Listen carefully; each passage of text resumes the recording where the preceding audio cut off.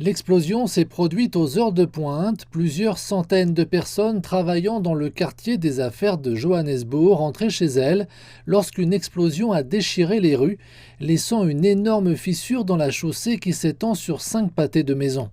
Il s'agit du principal centre de transport où les gens prennent leur taxi pour rentrer chez eux. Tout d'un coup, les voitures ont commencé à se retourner et il y a eu une explosion, une forte détonation. On ne savait pas ce qui se passait jusqu'à présent, mais on pensait que c'était peut-être à cause des conduites de gaz. J'étais dans le sous-sol de ce bâtiment voisin, j'ai entendu ce bruit et les lumières se sont éteintes. L'électricité a été immédiatement coupée. Quand je suis sorti, c'était le chaos ici. Des voitures sont passées par-dessus d'autres à cause de l'explosion.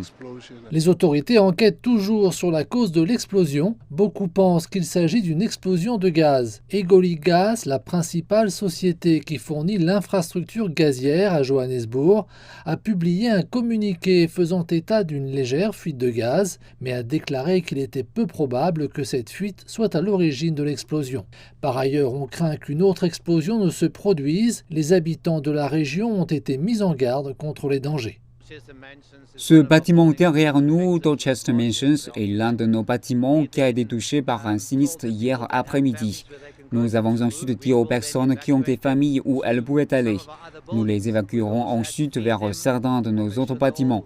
Nous avons également dû les nourrir et nous assurer qu'elles étaient toutes au chaud et soutenues. Nous sommes ici maintenant pour évaluer la situation et voir ce qu'il se passe. Quand sont-elles de nouveau prêtes? Quand pourront-elles revenir ou non? Une forte odeur de gaz flotte toujours dans l'air. La plupart des rues de la zone ont été bouclées.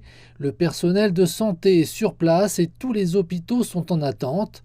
Une personne a été tuée et 48 autres ont été blessés. La plupart des blessés ont quitté l'hôpital.